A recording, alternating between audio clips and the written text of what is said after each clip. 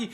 How's it going, my fellow Homo sapiens? It's your boy Uzumaki Hadou, and I'm coming at you with a Berserker manga review. Berserker manga chapter 346, Eltenheim.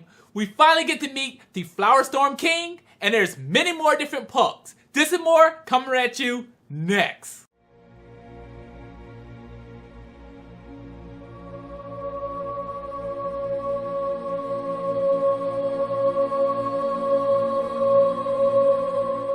Man, I really liked this chapter. This chapter was straight to the point. I felt like it speeded up a little bit towards the end. But what I really loved about this chapter was it was visually beautiful. This was incredible. And this one thing I really do love about Berserker is the scenery is so awesome. So we have the crew going through the forest, being led by Danan. And the forest is really thick. And it's like, wow, where's all this light coming from? And what we found out was that the forest itself emits its own light. That right there I thought was incredible. But we have Sinestro. He's walking and he's like, man, I feel really light. And all of a sudden he just starts floating away. He grabs the tree branch. He's like, oh my God, what's happening? I just flew. So what we find out is that this forest doesn't have a lot of something called barite. So barite, I believe, is something that clings or holds down or clings to things, elements. So like water, fire, air. Humans are made up of like a certain percentage of water, so barite really kind of weights them down. However, it's not a lot of barite in this area in this forest, so a lot of people are very light. So that's why Sinestro was able to float around. So the next pretty cool part is Sinestro is holding on to the branch and he starts to yell. He's like, stop shaking the branch, I'm so light. And what we come to find out is there's more than just one puck. There's multiple of these pucks, and I believe you pronounce them as Poke, Pick, Peck, and Pock. I believe that's how you pronounce them. And how you can tell these pucks from each other is the little spike. So one puck has the one spike, the other one has two, the other one has three, then it goes on from 4 to 5. So that's how you can tell them apart. But it's actually kind of funny because one of the pucks didn't know that the main puck was missing for all these years. He was like, hey, it was like, you didn't know I was gone? So I thought that was really interesting. I think that was Pock who didn't know that Puck was missing all this time. So that was incredible. But one of the sceneries I really do like is the next scene where we get to see all the different elves and all the different creatures in this forest. We get to see these wind spirits, this all type. We got to see the half human, half horse. It was just incredible. You hear these elves talking. It's like, wow, they just brought man into the forest. The sorcerer just brought humans there. These are humans. And you see the elves kind of fly up to everyone and start touching them and just looking around. They just seem really happy to see these humans.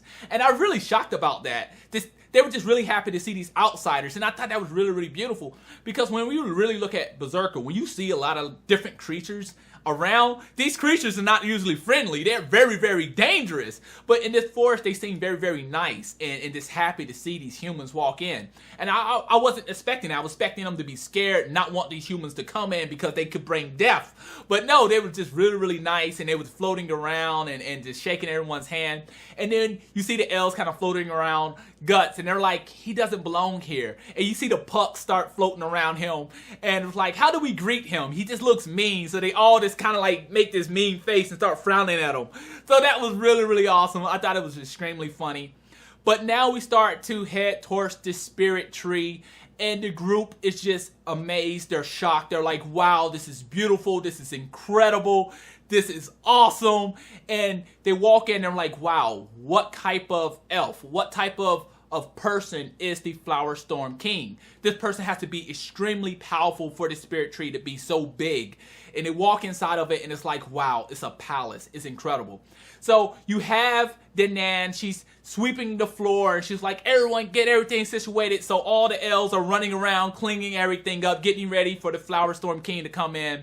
And finally, we're all kind of standing at the podium where the Flowerstorm King sits down, and Puck floats over and sits on the throne. What? I was like, no, he's not the Flowerstorm King. I know it's not him. And he sits there, he has his little staff, and he's like, y'all peasants, you know. It was just incredibly funny because you had all the other elves kind of bowing down to him a little bit. So as Puck is sitting down, he starts to talk a little to Magnifico, and another elf is like, would you dare sell our forest out to outsiders? So the other elves come in and they take down Puck and they put these things around Puck and they go to Magnifico and they kind of like try to tie him up. It's really, really funny. I thought it was just hilarious. But then out of nowhere, something that really just threw me off, something that just caught me off guard was the Flowerstorm King. He finally reveals himself. Danan walks over. She takes off her hat. And her hair comes out. And she is the Flowerstorm King. What? What? I was stunned. I couldn't believe it. It was just incredible. I was just speechless. Like, the Flowerstorm King has been with them this whole time. The Flowerstorm King has been walking with them this whole time. Now, my question here is, did all the other elves know that she was the Flowerstorm King the whole time? And they just didn't say anything? Like, this is incredible. I'm shocked. Now, since we here at the Flowerstorm King, that was the end of the chapter. So the question now is, can she finally heal Casca?